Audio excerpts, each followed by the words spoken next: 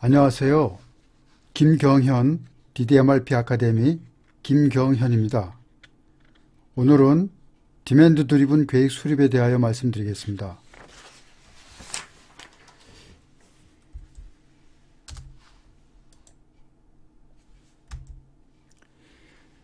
DDMRP 적용의 5가지 핵심 구성 요소는 전략적 재고 포지셔닝, 버퍼 프로파일 및 레벨, 다이나믹 조정, 디맨드 드리븐 계획 수립, 가시적 협동적 실행, 이렇게 5가지로 되어 있습니다.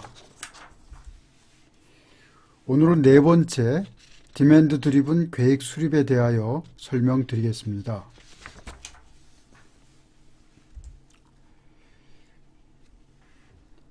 DDMRP에서는 넷플로우 방정식이 있습니다. 넷플로우는 현 재고에 주문 잔량을 더하고 수요를 빼준 것을 말합니다. 여기에서 수요는 오늘 수요 그리고 스파이크 오더를 말합니다. 그림에서 가운데 현 재고를 기준으로 오른쪽은 디맨드, 왼쪽은 서플라이입니다. 넷플로우 방정식의 수요에 대해서 좀 더 자세히 설명드리겠습니다. 앞에서 말씀드린 넷플로우 방정식에서 수요는 오늘 수요와 스파이크 오더를 말하는데, 오늘 수요는 오늘 출고 예정 오더이고 스파이크 오더에 대하여 조금 더 상세하게 설명드리겠습니다. 스파이크 오더 조건입니다. 그림에서 오더 스파이크 호라이즌은 7일이고 오더 스파이크 스레스 홀더는 50단위입니다. 즉 레드존 크기의 절반입니다.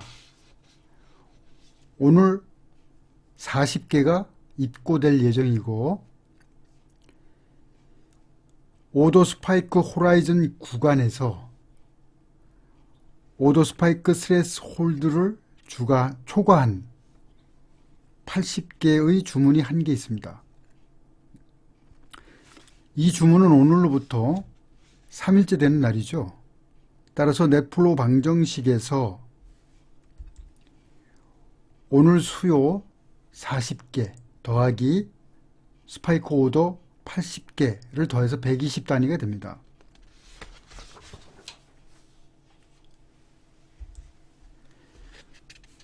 공급 오더 생성은 버퍼 넷플로우의 포지션에 따라서 결정이 됩니다.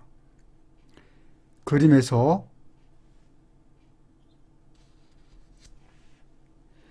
밤색이 넷플로우 포지션이고 검정색이 온핸드 스테이터스입니다. 앞에서의 넷플로우 방정식의 결과 그 위치가 그린에 위치하면 아무런 액션을 취하지 않습니다. 넷플로우 방정식의 넷플로우의 포지션이 옐로우에 위치하고 있으면 신규 오더를 생성합니다.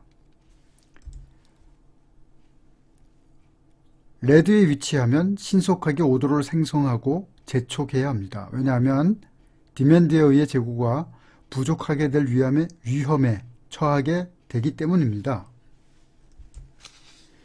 권장 주문 수량은 그린 상단에서 넷플로우 포지션 차이가 되겠습니다. 그린존의 크기는 주문 사이클의 크기 또는 MOQ가 되겠습니다.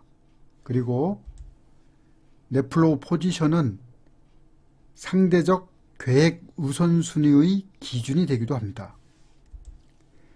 DDMRP 시스템에서는 계획 및 실행 관점에서 모두 가시성을 그림과 같이 제공해서 넷플로우에 대한 정보가 상세하게 표시됩니다. 자, 그럼 넷플로우에서의 그 수요 그리고 주문 권고 수량이 어떻게 구해주는지 살펴보겠습니다. 앞에서 넷플로우 포지션은 현 재고 플러스 주문 잔량 마이너스 수요, 수요는 오늘 수요 플러스 스파이크 오더라고 했습니다. 여기에서 현 재고는 현재 창고에서 현물로 존재하는 재고의 수량을 말합니다. 주문 잔량은 오늘 현재 발주를 해서 들어오고 있는 오픈 오더를 말합니다. 생산 계획의 경우에는 생산 계획에 반영이 되어 현재 생산하고 있는 수량이 되겠지요. 오늘 수요는 오늘 중으로 출고될 수요를 말하고 스파이크 오더는 스파이크 오더 스파이크 호라이즌에 오더 스파이크 스레스 홀드를 초과하는 수요를 말합니다. 이 그림에서 좀 더 상세하게 보겠습니다. DDMRP 버퍼입니다. 레드존이 100, 옐로우존이 180, 그린존이 60 크기입니다.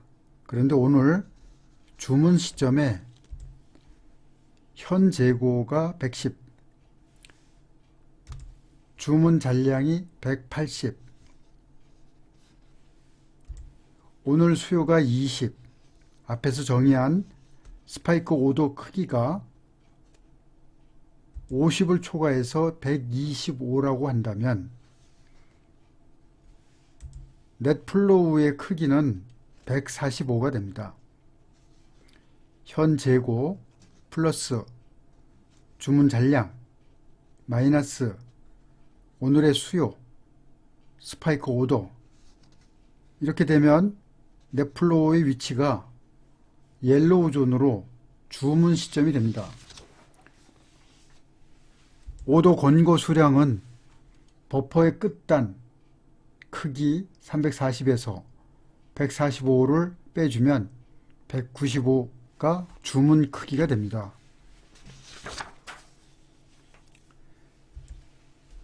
공급 오더 수량이 매우 중요하므로 다시 한번 구해보겠습니다. 시나리오 1입니다. 여기 버퍼가 있습니다. 온엔드가 105, 오픈 서플라이 값 240, 퀄리파이 디맨드가 20이면 넷플로 포지션은 얼마나가 되겠습니까?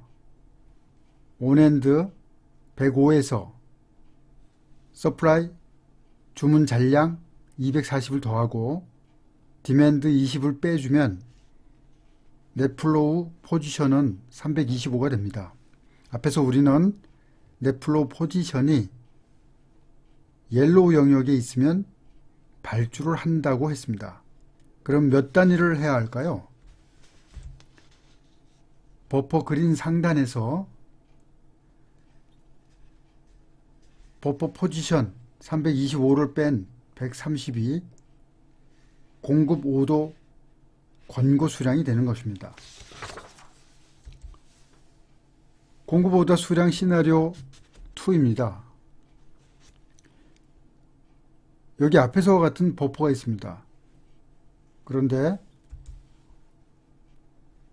온엔드가 140, 오픈 서플라이가 220, 퀄리파이 디맨드가 20이면 넷플로우 포지션은 얼마가 되겠습니까? 온엔드 140 더하기 오픈 서플라이 225를 더하고 퀄리파이 디맨드 20을 빼주면 넷플로우 포지션은 375가 됩니다. 375는 우리가 넷플로우 포지션이 그린 영역에 있게 됩니다. 그렇게 되면 어떻게 되죠? 아무런 액션을 취하지 않는다고 했습니다. 즉, 넷플로우 포지션이 그린 영역에 있으면 발주를 하지 않습니다. 정리하면 넷플로우 위치가 그린 영역 아래에 위치하면 발주 시점 시그널이고 발주 권고 수량은 그린 상단에서 넷플로우의 위치만큼 차감한 수량이 되는 것입니다. 이 그림은 국내에서 DDMRP를 사용하고 있는 기업의 넷플로우 트렌드와 온엔드의 트렌드입니다. 기간은 2018년 4월 1일부터 10월 30일까지 약 7개월 동안 움직인 실제 현황입니다. 위쪽에 검은 선 그래프가 넷플로우 트렌드이고 아래쪽에 녹색 선 그래프가 온엔드입니다. 넷플로우 포지션을 보면 옐로우 포지션에서 주문한 것이 보이고 있습니다. 그리고 그 주문이 일정 리드 타임 후에 입고가 되는 것을 알 수 있습니다.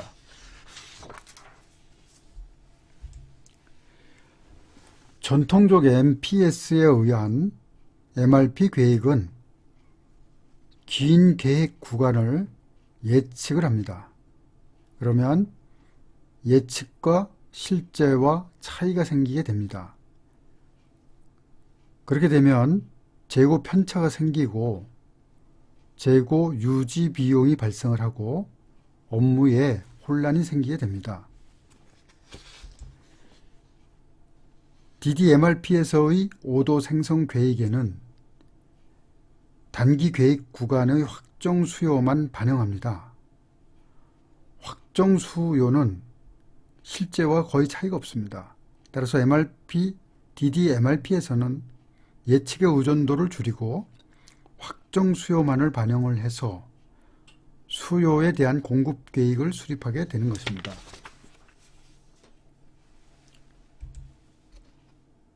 오늘은 DDMRP 적용의 5가지 핵심 구성 요소 중 4번째 디맨드 드리븐 계획 수립에 대해서 설명드렸습니다. 오늘 내용이 유익했다면 좋아요, 구독, 알림 설정 부탁드립니다. 앞으로 더 유익한 내용으로 찾아뵙겠습니다. 이상은 김경현 DDMRP 아카데미 김경현이었습니다. 감사합니다.